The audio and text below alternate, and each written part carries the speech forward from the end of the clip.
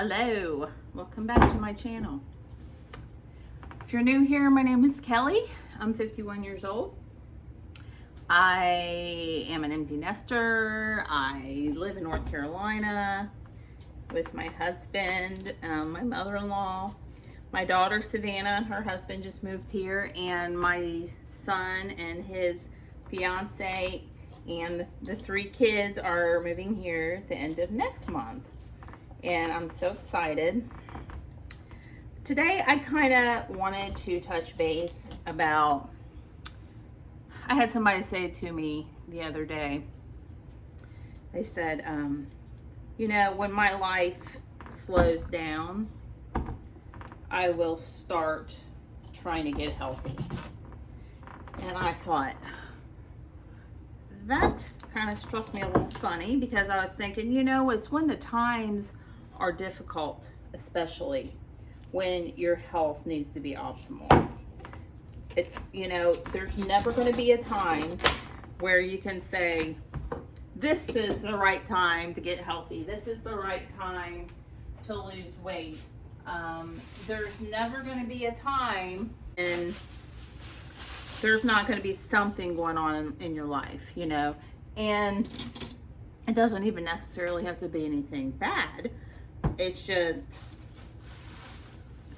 life is busy. And while I'm talking, I'm cleaning out an acorn squash. When I tell you what's been going on in my life lately and how I'm able to stay on track and maintain my weight loss and eat healthy, and my approach to this is not perfection. You know, it's doing the best that I can do at this point in my life. Is every day going to be perfect in what you're eating? No. But I always say the 90-10 rule. If 90% of your diet is good and 10% is not so good, you're going to be okay. It's the ones that are continually every day making bad choices, not being consistent. That is what messes you up. And some days you just have to survive. You know, you just have to do what you have to do. For example, my curveball, our curveball, me and my husband, my mother-in-law, in the last couple months, 2 months maybe, I don't even know how long it's been, honestly, has been tumultuous, to say the least. My mother-in-law lives right over there. She lives about 30 yards from my front door is her back door. She does have her own house. But even that right now, you would think, oh, that is the perfect scenario when you have to be close to your in-laws because they can't be alone. It's not. It's not. There is no perfect scenario anymore. It is, what do we do now? Because she had kind of sudden onset dementia, and it came on so fast that it took us off guard. She had gotten a UTI, she had gotten or she had a knee surgery, and anesthesia is really hard on older people, so you really don't know how it might affect you. Oops.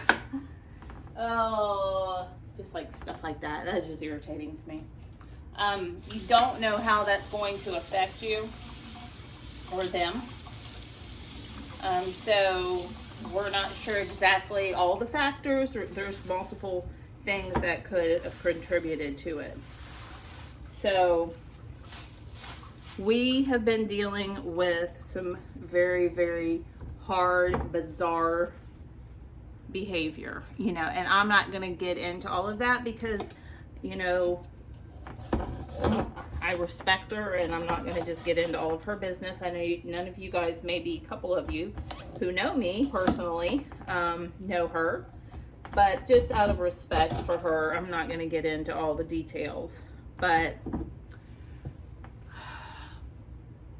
even me living this close to her, us living this close to her, being that I work, my husband works on the road and he's gone a lot, there's not a lot of, there's no 24-hour care to her. And things are progressing very quickly to where we know that we have to make decisions that we didn't want to have to make. And that would be an assisted living. And probably in the near future is going to be memory care because of the progression of this dementia. So that's where we're at. And so, you know, not that my health doesn't matter, because it matters. And actually seeing that, I'm not saying everything can be controlled. I think a lot of it can by your diet, your environmental factors, medications that cause it and things. But I want to be as healthy as I can for as long as I can be healthy. I want to be healthy. I want to be able to move. I want to be able to do everything it is I want to do within reason. So I want my body to be as healthy as it can be. And right now, you know, some days I don't necessarily have the cleanest diet. You know, there might be times where we have to, you know, eat out a little bit more, or we got to take her to the doctor, so we're going to stop and grab something.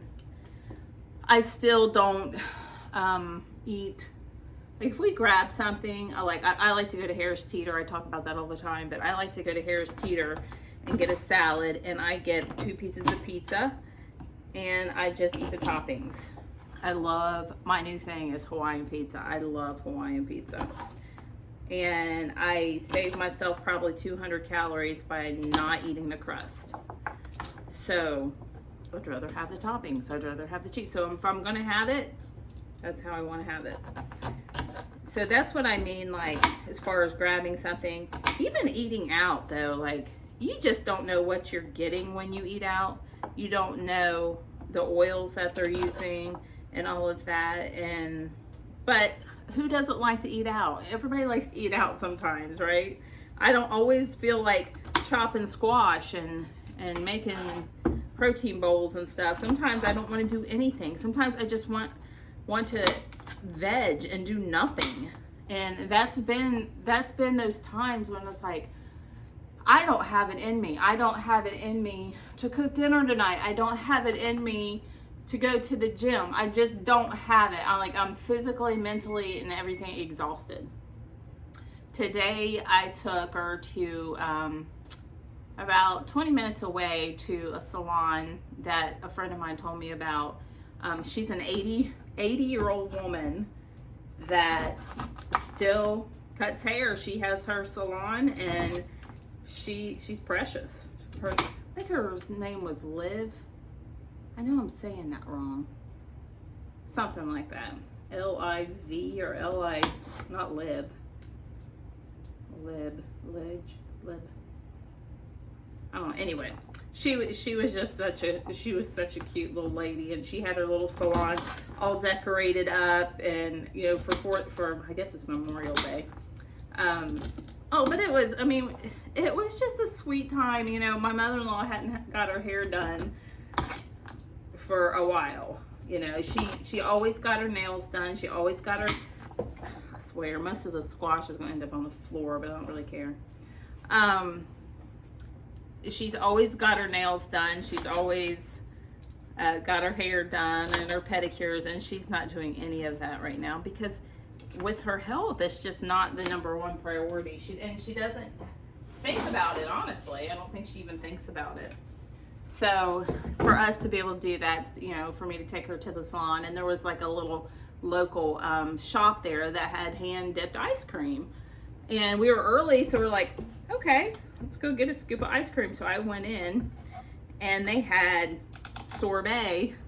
So I got a little kitty cup of lemon sorbet, and I got her a little kitty cup of chocolate. And it's stuff like that is like, you know, you don't have to miss out on life and the pleasures in life because you want to be healthy.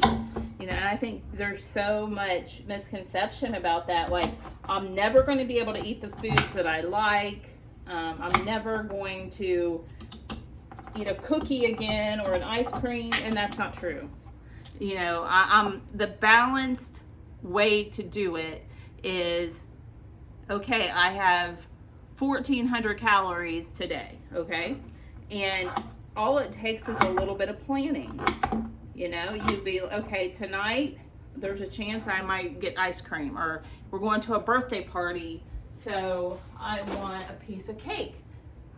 You just plan for it. You know, you figure out the calories of it, and pretty much, you know, on the apps, you can find anything, you know, maybe not to the exact, but if you look up chocolate cake with chocolate icing, and you might not know the exact measurement, but just eat a small piece, it'll tell you approximately the calories, you know. So if you're eating a 300 calorie piece of cake, you know that you got 1,100 calories left in the day. So it's kind of like, do I really want to use all my calories on something like cake?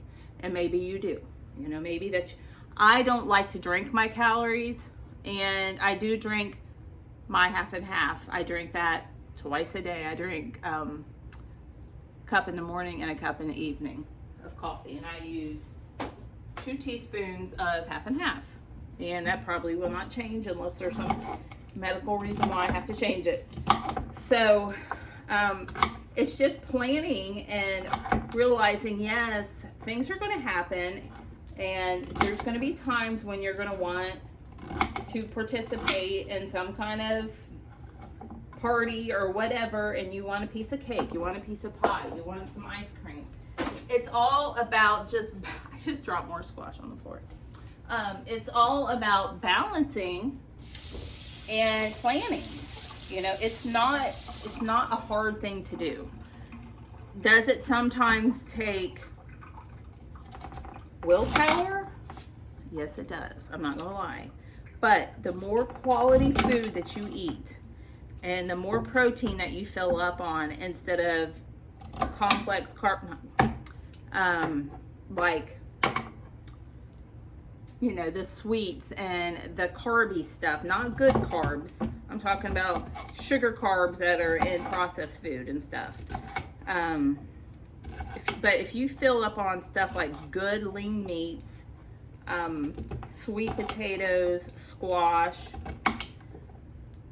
just veggies, greens, and stuff like that, and you get lots of protein, I'm talking close to a gram per pound of body weight as you can get. Do I always meet that? No. Yesterday we were busy, and I didn't eat enough. So did I get all my protein? No. I got about 100 grams, and as long as I get over 100 grams, I'm not gonna fuss over that, because every day is not going to be optimal. It's just not, and it's okay.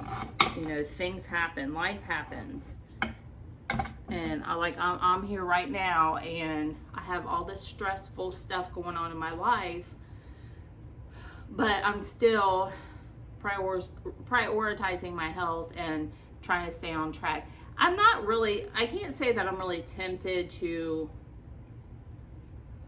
overeat, but sometimes, well, maybe it is a little overeating.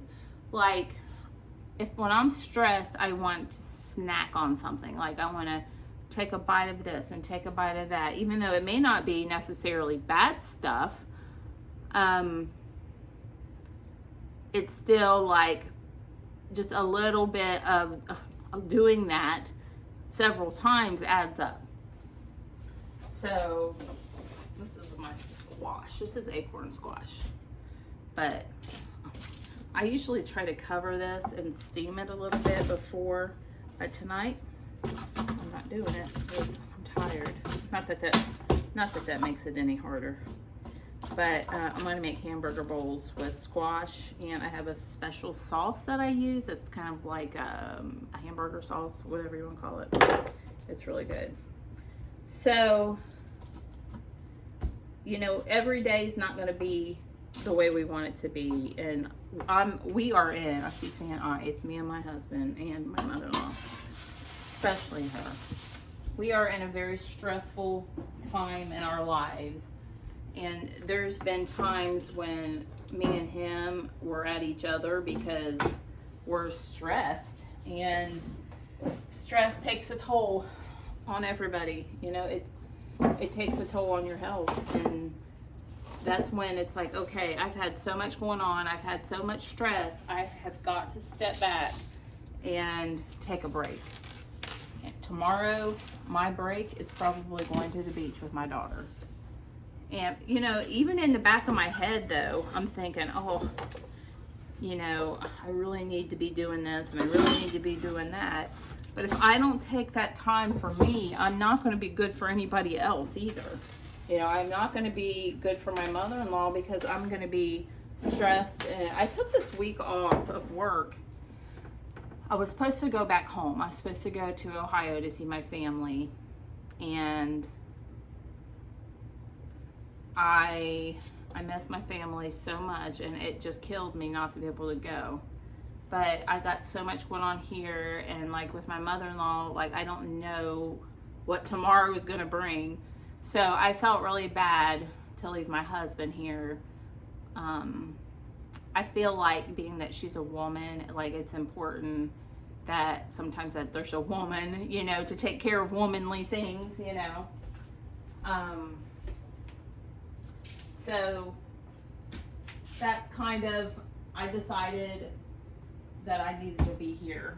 You know, I needed to be here with him to take care of her. And as hard as it is, it's a short time, it's temporary. You know, things are going to happen and things are going to be difficult, but this too shall pass. You know, it's just a season that we're going through because we're both in our 50s, and it's just how it is right now. And if you live to be in your 50s and your parents are still alive, you're going to see these things, you know, unless your parents are uber wealthy and that they could check themselves into an assisted living thing, or independent living, like a senior whatever, then that would be great, you know. But we're not. I'm gonna put a little oil on this, not much. We're not, you know, she does have some money, but these places are insanely expensive. I mean, I knew that they were expensive, but you're talking a shared room at an assisted living facility. There's different levels. So you have your price for your room, and then for each level of care that you are, you know, it depends on how much level of care that you need, they tack on another price. So she would be level 2 because of the medications that she takes. So they're going to tack on another close to what was it, over $1,000? Anyway, it's going to be almost $5,000 a month for her to be in assisted living with somebody in her room. So it's not like she's got this big apartment or whatever. They're not big. And then plus having to room with somebody. So, and that has been one of the more inexpensive places. I mean, thankfully, it's a really nice place. And I really think she'll like it once, you know, when she goes. It's just the sending, you know, you feel guilty. You feel like you're abandoning your family, you know, but you also have to know that you know, you have to know your limits and what's best for them, because if they are doing things that could potentially harm them, we know that, okay, we have to do something else. So that's kind of where we're at right now. It's just been extremely stressful on both of us, on all of us. I keep saying both of us. You know, the only benefit is a lot of times she doesn't realize what's happening, but sometimes she does. It just depends on what state of mind she's in at the moment. But all of that to say, you know, when you get thrown a curveball, you just give yourself grace. You know, you were like, I can't do this today. You know, I can't think about protein. I can't think about calories because of all this going on. Not that that should give you necessarily a pass to neglect your own health, because that's not going to do anybody any good either. But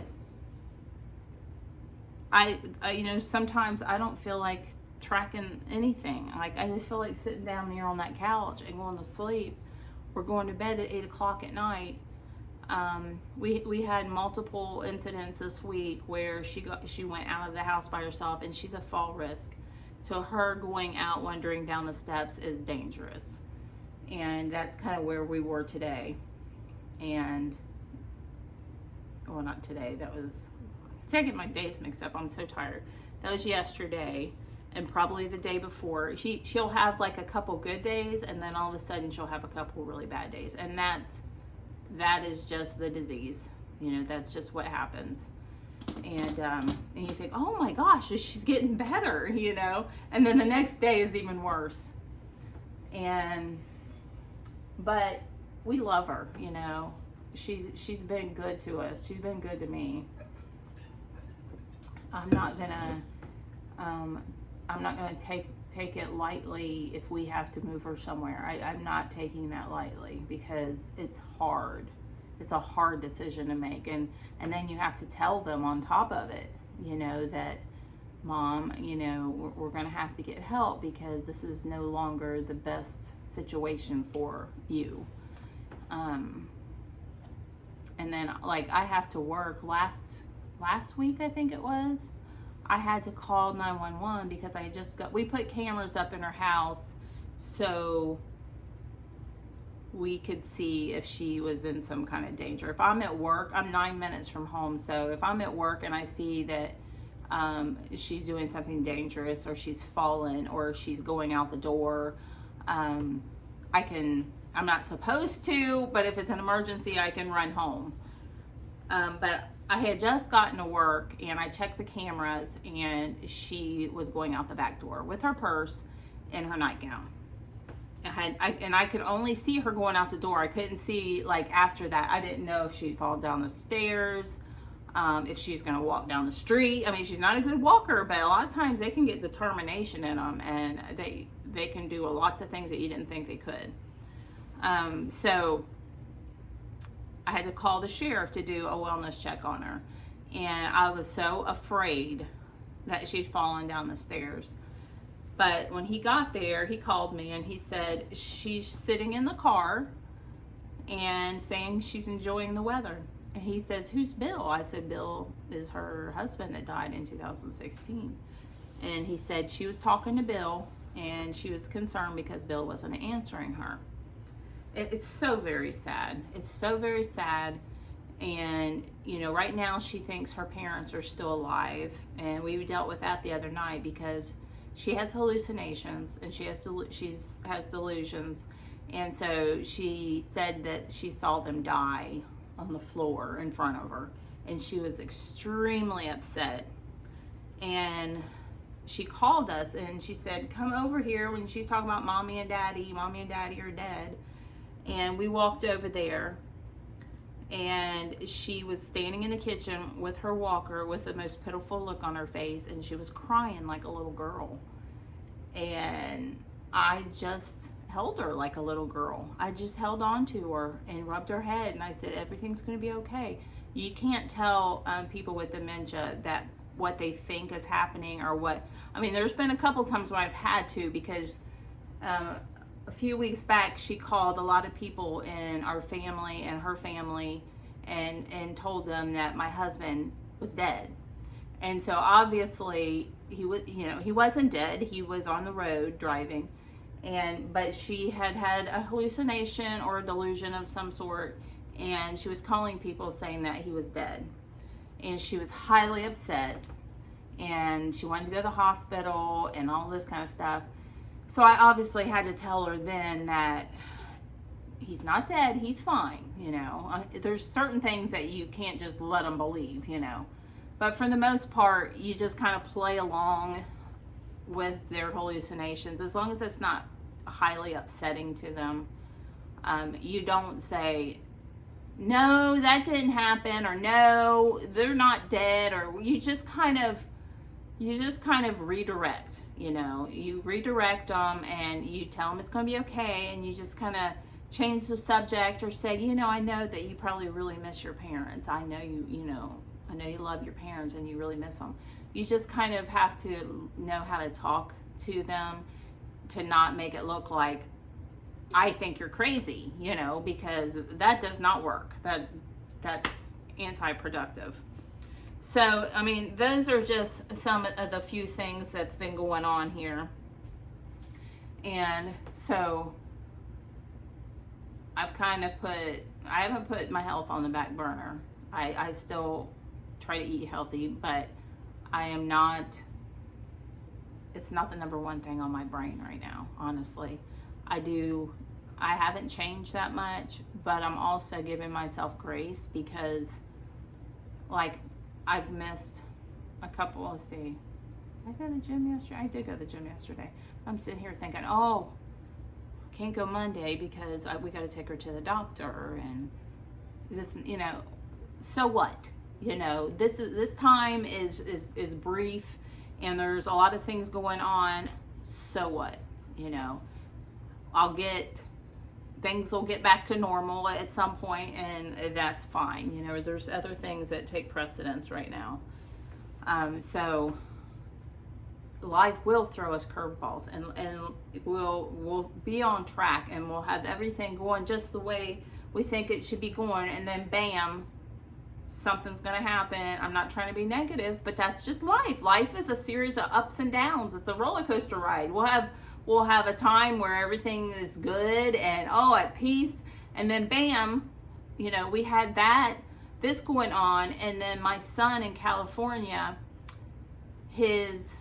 I think I might have talked about this on a previous video, but his dog that he was absolutely crazy about, I mean, that was his best bud.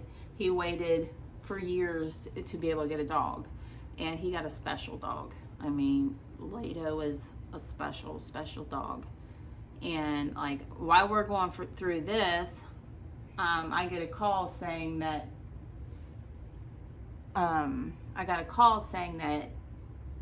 he was sick, and then he passed in my son's arms.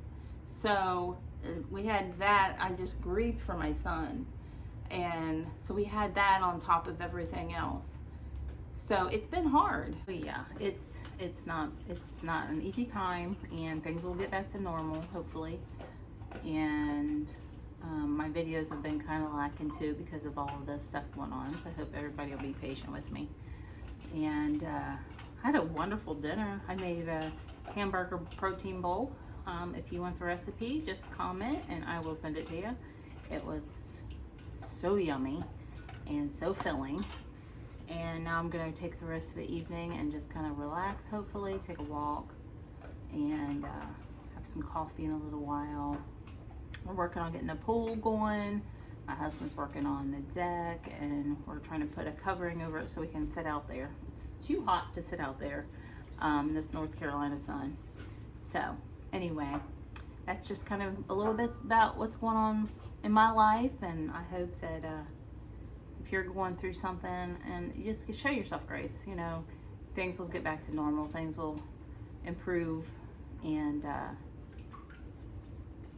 everything will be great. We're going to have a good summer.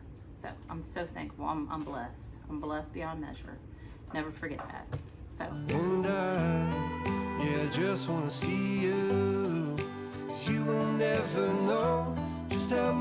much I've been missing.